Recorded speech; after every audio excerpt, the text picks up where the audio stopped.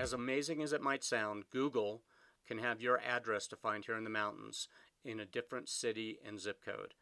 Here's a residence here in Eagle Vale that's clearly in Eagle Vale, and it's defined as Basalt, where its next door neighbor is actually defined correctly as Avon, where the people across the street is defined as Avon.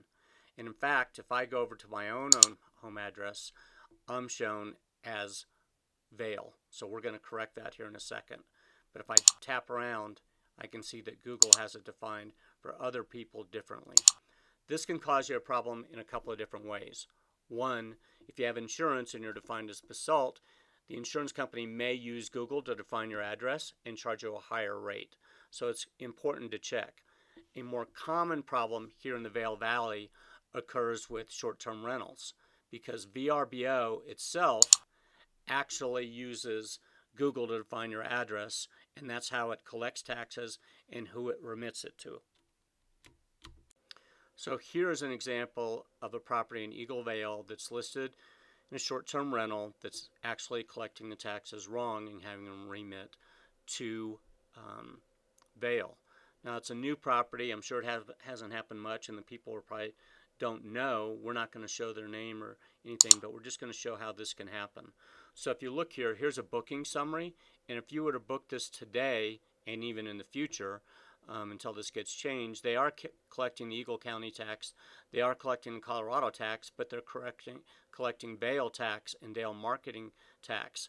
So this actually results in the person who's renting this is they're paying more in tax per night, about 9.8% rather than the correct 5.4%. And then the issue is that money's going to the Vail tax district and not to the Eagle Vale that would support the very local projects. So in a survey done of 89 out of 300 plus rental properties in the unincorporated Eagle Vale area, you see about 1/3 have some sort of issue. Some like the one before, others more like this, where you've got a national short-term rental property management company actually charging the tax, and they're charging it correctly. They're using the correct area, but they're not charging the tax on their own service fee. Whether that's correct or not, it could be resulting in Eagle Vale receiving less tax revenue than they should. So to correct your address, go ahead, and it just takes a second on Google. Go in and put in your address, and then select it.